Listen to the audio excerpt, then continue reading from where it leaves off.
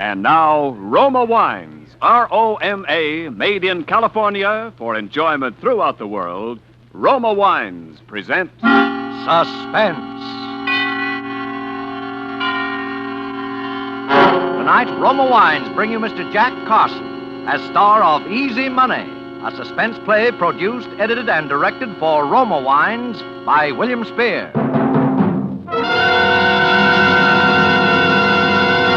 Suspense. Radio's outstanding theater of thrills is presented for your enjoyment by Roma Wines. That's R-O-M-A, Roma Wines. Those excellent California wines that can add so much pleasantness to the way you live, to your happiness in entertaining guests, to your enjoyment of everyday meals. Yes, right now, a glassful would be very pleasant as Roma Wines bring you Jack Carson in a remarkable tale of Suspense.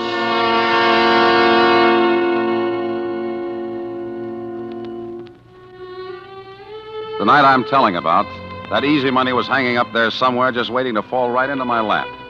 I didn't even know it. All I knew was I had business elsewhere. I was playing the piano at Mario's over in Brooklyn, but that night I slipped out early. I didn't even tell Ellen. I just left. Because for the first time in 14 years, I had a purpose in life, a plan, an objective, and I wanted to think. I was sitting in Gus's grill over a cup of coffee, still thinking, when I looked up suddenly, and there was Ellen. Where'd you come from? I followed you. I think I'll have something to eat, too. Girl can sure work up an appetite chasing a man. Look, go away, will you? I'm depressed. That's all the more reason you need me, darling. The food here is terrible. Some of Gus's customers have to be treated for shock. Let's go somewhere else. This is the only place where my credit's still good. I stopped at your rooming house yesterday. Somebody said you had to move. If you need money, Paul, why didn't you tell me? Because I'm through taking money from you. You're only borrowing it. Look, this is a terrible blow to my pride, darling, but for the 10th time, will you marry me? Nope. Why not? It'd make me terribly happy. You'd be happy for a month and miserable for the rest of your life. Is this a kind way of telling me that you don't love me? You're never out of my mind. Why, just walking in the street, I get lonely for you. Then marry me, Paul. I'd be good for you. I'd always be nagging you and driving you to work harder and get someplace. I'm just exactly where I belong, mauling a piano at Mario's for those lecherous leg breakers. Oh, I know better. You know, a couple of times I was there when you stayed after closing. You thought you were all alone. I heard you playing. How did you ever get like this? You're imagining things. Well, you never tell me anything about yourself. Paul. When I stopped at your room yesterday, I saw something on the floor that kind of puzzled me. You did? Uh-huh. A page torn out of last week's Destiny magazine. What's so puzzling about that? It was all carefully folded. It looked like something you'd been carrying in your pocket. I thought maybe you dropped it, so I brought it along. What would I want that for? I don't know. It's just a full-page ad about the Diary of Martha Lathrop that's starting next week. It says, after 10 years abroad, Martha Lathrop has just come back to America. Her authoritative books have opened the secret doors of politics. Her keen mind has alerted America on world affairs and punctured the stuffed shirts of important men. Now read the sensational story behind all her stories. Extraordinary woman. Yeah. Oh, well. You didn't answer my question yet. Which question? The only one that really interests a woman. Are you going to marry me? I'm already married. You're married? That happens to men, you know. Oh, why didn't you ever tell me, Paul? Well, because it's something that happened a long time ago. It's 14 years since I last saw her. 14 years? And you never did anything about it? Well, there was nothing I could do until now. Until Martha came back to this country. Martha? You mean this woman in Yeah, she's my wife. Martha Lathrop? Your wife? I'm going to see her tonight. But why? In all these years, why didn't you ever... Because sometimes marriage really seems to mean what it says. Till death do us part.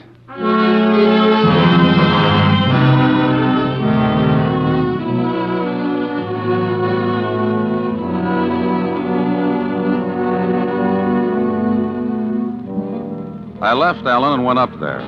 She was living in a big converted brownstone on Gramercy Place, overlooking the park. The door was opened by a rough-looking character who would have been a lot more convincing as a private dick than as a butler, which is what he was apparently supposed to be. For a moment, I wondered if he knew anything about me. If this watchdog might be the one person she could have told to warn him against me. But of course I was wrong. Not with her pride, not her, not Martha. Yes? I want to see Miss Lathrop. You have an appointment? No, but... Then you can't see her. No, wait a minute. Without an appointment, you can't see her. Nobody can see her. Miss Lathrop is a very sick woman. Sick? The newspapers didn't say anything about it. Never mind what the newspapers said. You heard what I said. Well, look, just give her this watch. I'll wait. What about the watch? Well, just give it to her. I think she'll see me. It has her name in it. Oh. Something you found? Yeah, something I found.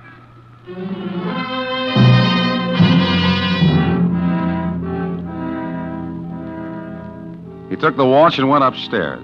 I knew the watch would work because Martha herself had given it to me as a wedding present.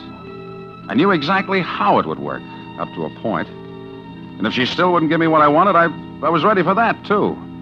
But there was something about the whole setup that I didn't get. The house itself, dark and somber as a prison. The pug-ugly butler. The part about her being sick. It didn't fit. It just didn't fit with what I knew about Martha Lathrop. I sat down in the living room to wait. It almost jumped out of my skin. It was a big bird like a parrot, a macaw or macaw, whatever it's called, peering at me through the bars of a cage. I remembered now reading about how some big game hunter had given it to her. It was big and bright-colored and mean-looking, with a green stripe between its eyes, which gave a really quite startling impression that the thing was wearing spectacles. I was still staring at it when I turned and I saw Martha. For the first time in 14 years. She was pale, thinner than I remembered, but with the same hard, intense blue eyes, the same air of cold condescension, but there was something else. Suddenly I knew what it was. It was fear. A look of hidden fear that was almost shocking to me, who had always known Martha as utterly, even cruelly fearless. I was in for another shock. She didn't speak to me. She spoke to the butler. Robert, have you searched him? Not yet, Miss Lathrop. Please do. Turn around. Hey, what's the idea? I said turn around. Well, he's all right, Miss Lathrop. Very well. You may go now, Robert. Yes, Miss Lathrop. May I ask what that was all about? I've had some very trying experiences since I last saw you, Paul. You must have if you have to search all the callers for concealed weapons. What are you afraid of, Martha? I'd rather not discuss it if you don't mind. What do you want? You're not exactly overjoyed to see me, are you? I said, what do you want? Well, I read about your diary. I came to congratulate you. Then congratulate me and get out. Look, Martha, that bird seems to be as bad-tempered as you are. Can you keep him out of this conversation? This conversation is over. Not my end of it, no. What did you come here for? Money? Because the answer's no. No, not this time. This time I want something money can't buy. One of the very few things it can't. What's that? To be free, Martha. Why? So that I can marry again. Did I happen to say something funny? I suppose to some people love isn't funny, is it? Wasn't to me when I married you. That was the one bad miscalculation I made in my life. I know. I knew that first time you went to Paris for a newspaper, I'd never see you again. You said going away would only be temporary, but as the French say, there's nothing so permanent as the temporary. Why didn't you get a divorce then? Why didn't you think then that someday you might want to marry again? After my experience with you? My dear Martha, what I thought of women after that isn't fit language even for your ears. But you weren't above taking money from a woman, were you? You weren't above forging checks with my name, were you? I needed it. And I knew your vanity. That was my temptation and my safety. That you couldn't bear to look ridiculous by admitting that you had a no-good bum of a husband. We made our bargain. I could have sent you to jail. I still can't remember that. Now, why didn't you divorce me? Because you didn't want me, but you couldn't bear the thought that I might be completely free of you. That's ridiculous. Someone once said that we kill the thing we love. Are you trying to say I still love you? You? Oh, maybe in a twisted sort of a way. Because mine was the only love you ever really had. Maybe somewhere deep in your mind you're trying to keep the bleached bones of it. I'm not completely mad. I wonder, Martha. I've always wondered. Get out of here! Without an answer, without my freedom? The answer's no. Never, do you hear? Never. Now, get out. All right, Martha. But never is a long, long time.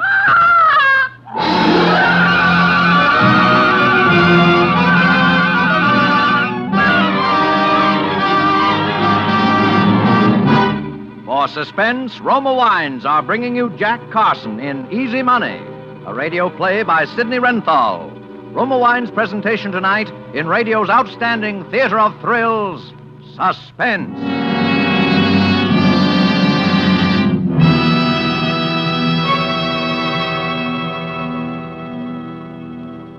Between the acts of Suspense, this is Ken Niles for Roma Wines.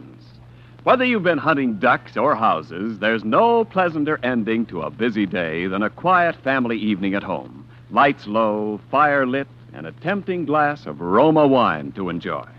For Roma California Sherry, Port, or Muscatel add mellowness to any occasion. And better-tasting Roma wines are sure to please, because more Americans enjoy Roma than any other wine. To give you better-tasting wine, Roma starts with California's choicest grapes.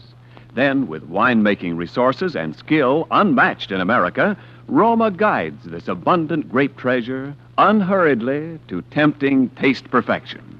Later, at peak taste richness, Roma selects from the world's greatest wine reserves for your pleasure. Take advantage of Roma's present low prices. Buy Roma by the case. Buy now for the holidays and save on Roma, America's favorite wine. And now, Roma Wines bring back to our Hollywood soundstage Jack Carson in Easy Money, a tale well calculated to keep you in suspense.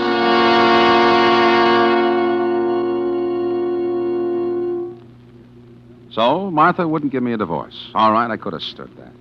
But that business about sending me to jail, that was different. And I knew my Martha. And I knew that now that she was back from Europe and could do it, she still hated me enough so that someday she'd yield to the temptation and would do it.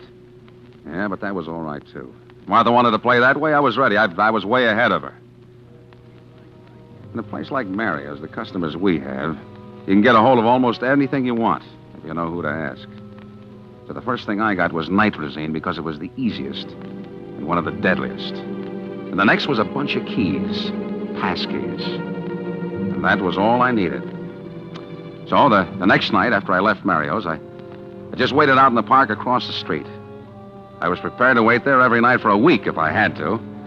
But it was less than an hour. A taxi drove up in front of the house.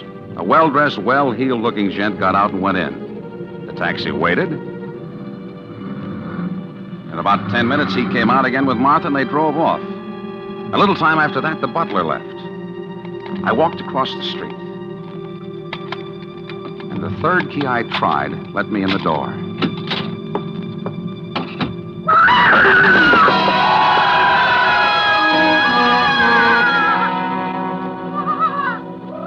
There was that fiend of a bird. But it only stopped me for a minute. I won't say I wasn't nervous. I guess anybody's nervous when they're about to commit a murder. But I hadn't any reason to be, I kept telling myself. Who was going to pin it on me? As far as anybody who knew Martha was concerned, I didn't even exist. Well, I went upstairs and found her bedroom. And on the bedside table, I found the bottle of sleeping pills, just as I expected. She'd always used them, and she was the type that always would. Very carefully, I took each little capsule apart and emptied its contents down the wash basin in the bathroom. Then I filled each one up again with nitrazine, enough to kill a horse. I was down at the bottom of the stairs again when a light went on in the vestibule. She was coming back. I had just time to slip behind one of the heavy curtains in the living room, but that was all. But Martha, to suspect me of all people... Please, Martin, I would rather not discuss it. Martha, you must realize that these obsessions are symptoms of a sick mind. I said I would rather not discuss it. Good night. She'd had a quarrel with someone. That was good. Now I knew she'd take the sleeping pills. She went directly upstairs. I waited. 5 minutes later, the butler came in. But he went straight on to his own quarters somewhere in the back of the house. So I waited some more. It seemed like hours, but I suppose it was only a few minutes. I wondered if she'd taken the sleeping pills yet. I wondered if I'd hear her when she fell. Finally, I didn't dare wait any longer. I slipped out from behind the curtain and crossed the living room. And I just closed the front door quietly behind me when a light went on inside. I pressed into a corner of the vestibule. Through the glass panel of the door, I could see Martha in a negligee coming down the stairs, and she had a bottle in her hand. The bottle of sleeping pills. For a second, I thought she must have found out somehow that she was going to call the police. Yeah, but she wasn't. Moving like a sleepwalker, she crossed the living room. She was dumping one of the pills out of the bottle into her hand, and then she stopped. She stopped in front of the cage of that bird.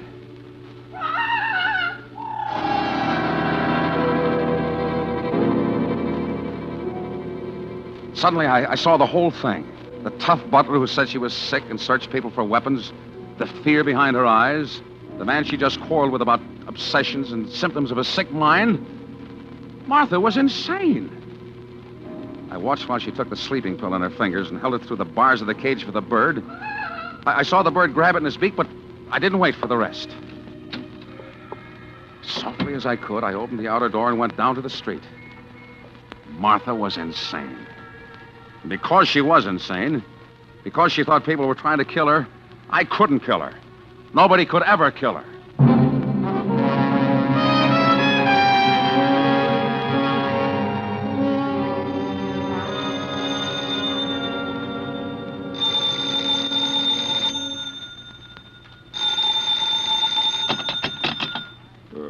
Hello. Paul, are you all right? Alan? Yeah, sure, I'm all right. Whew. What time is it? 11 o'clock. I just saw the papers Saw the papers? about Martha Lathrop. What? What about her? She's dead. Poisoned. Poison? They found nitrazine. But that's impossible. It couldn't be. I'm afraid it's true, Paul. Ellen, where are you? At Gus's. Wait there.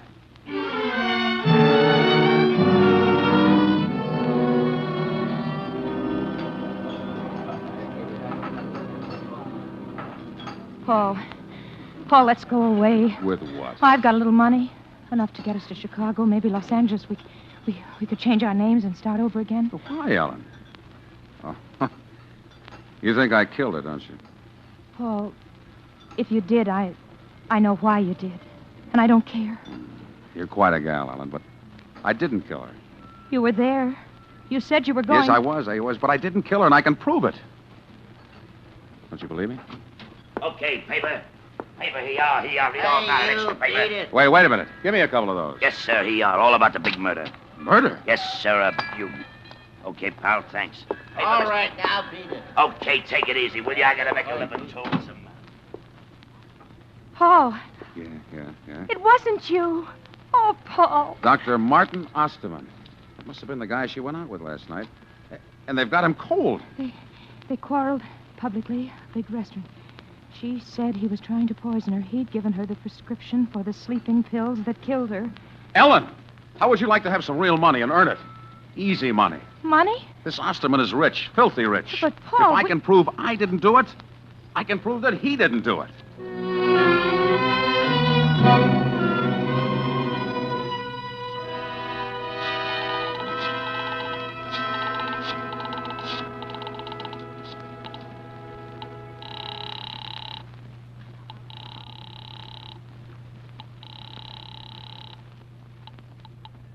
Harrison, Winters, and Forbes. Which one is handling the Osterman case? Why, I'll give you Mr. Harrison. Hello? Mr. Harrison? Yes? The papers say that you're Dr. Martin Osterman's lawyer, is that right? Well, yes, that's right. Who is this? Your client's in a pretty bad way, isn't he? Look here, I'm not in the habit of speaking over the phone to people You'll speak to me, because I can prove he's innocent. You can what? That's what I said. I can prove it. Well, Mr. whatever your name is, if you have any evidence, I'd certainly be glad if you'd come down to my office and Well, talk. I'll send somebody else down, my secretary. She'll want money. Well, $50,000. $50,000. You get in touch with Dr. Osterman and see if he doesn't think his life is worth that. What you're suggesting is not only against the law, but I don't care about the law, and I don't think Osterman will either.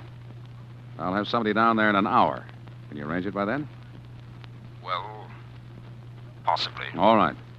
And we'll want the money in cash.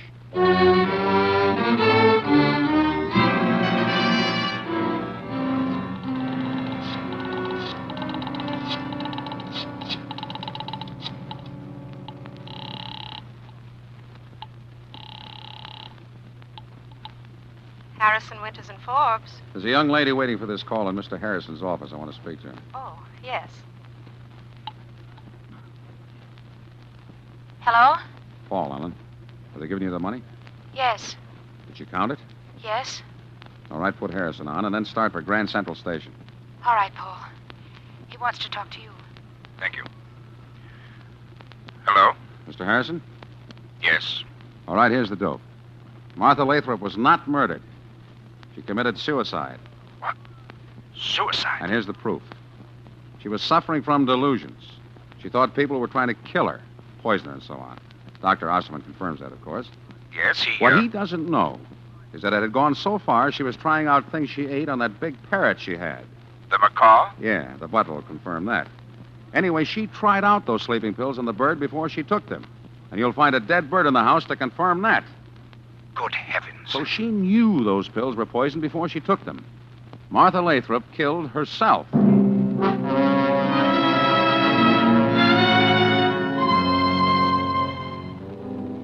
I must say they took it like a sport. They paid up and shut up. An hour later, Ellen and I were on a train speeding along the banks of the Hudson River bound for California. Oh, Paul.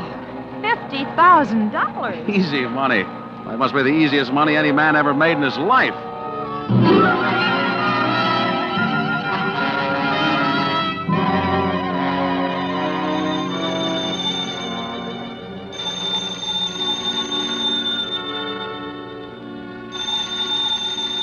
Must have been about 2 weeks after we got to California that I got the phone call.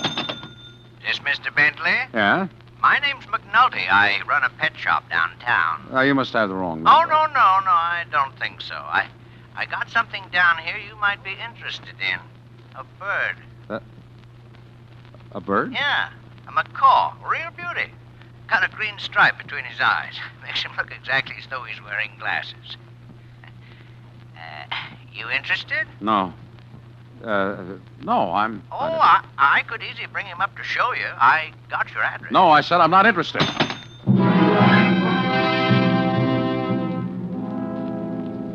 That night, I told Helen I'd found bugs in the place, so we moved. 2 nights later, I was alone, and there was a knock on the door.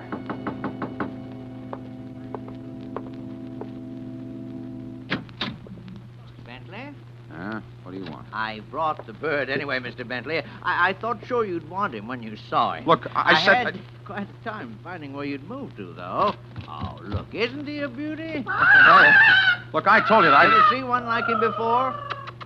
Oh, they're very rare, very rare. What made you think I'd want him? I just thought you would. Don't you want him? How much? Well, now, like I say, that's a very rare bird. 500? Oh, yes, that'd be all right, Mr. Bentley. Here. Oh. Thank you, Mr. Bentley. And I'm sure you'll enjoy it. Now, get out. Yes. Good night, Mr. Bentley.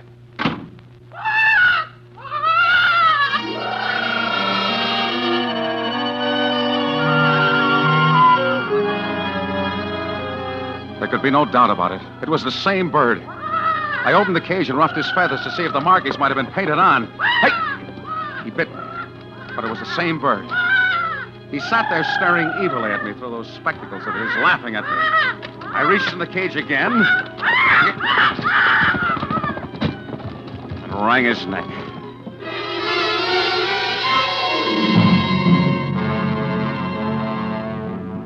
I wrapped the body up in a newspaper. I got a shovel out of the garage. I drove about 5 miles up Topanga Canyon and parked in a side road with my lights out. I went down into the canyon and started digging. I dug like a madman. The sweat was running into my eyes, and I was gasping for air, and suddenly a light was shining full in my face. All right, Bentley. Wait, the bird is dead. I couldn't have done it. I couldn't have killed her. The bird is dead!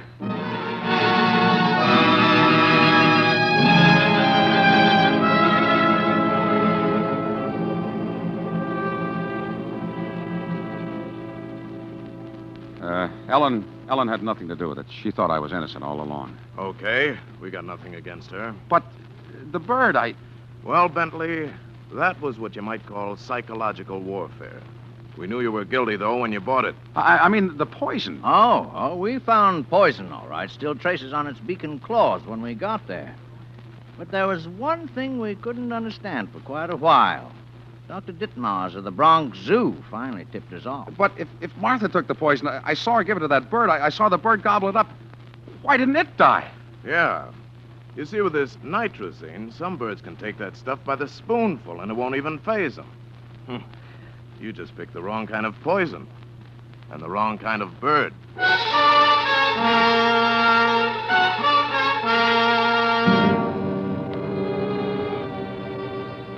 And so, being of sound mind and somewhat relieved to know it, I do hereby bequeath in this, my last will and testament, witnessed here in the death house at Ossining, New York, on this 7th day of November, to my wife, Ellen, the sum of $48,700, the remainder of that easy money, hoping that the facts herein set forth will assure her that she has a right to it, since I will shortly, to my regret, have earned every nickel of it.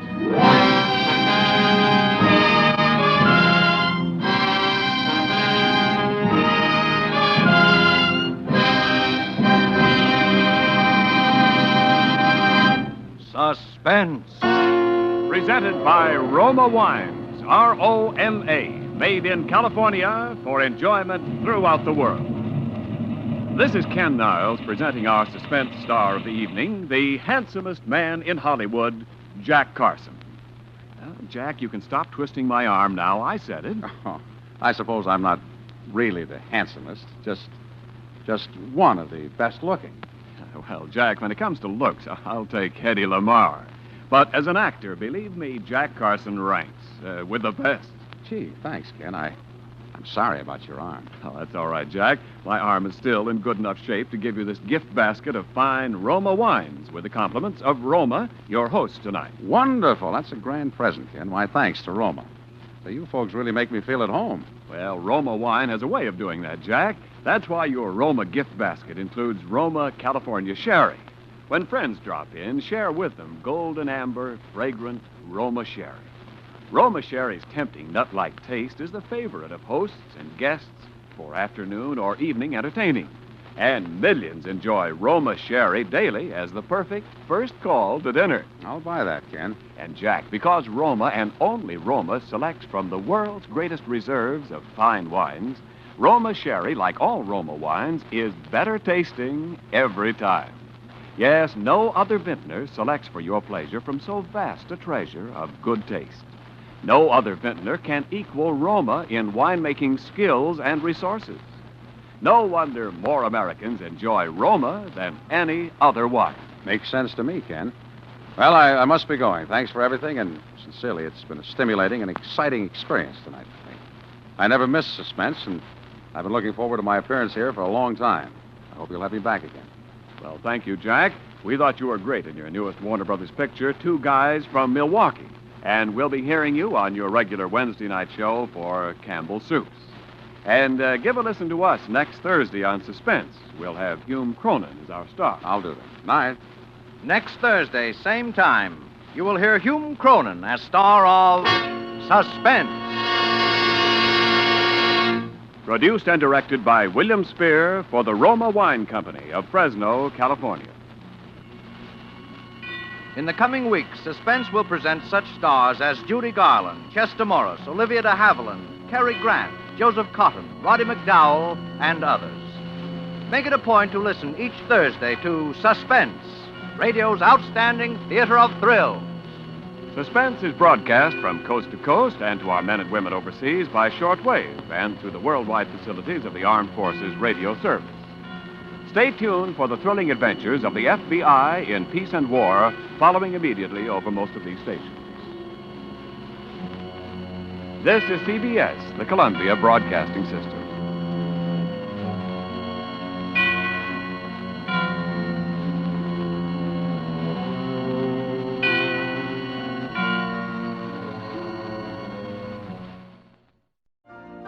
You've been listening to the OTR Gold Network.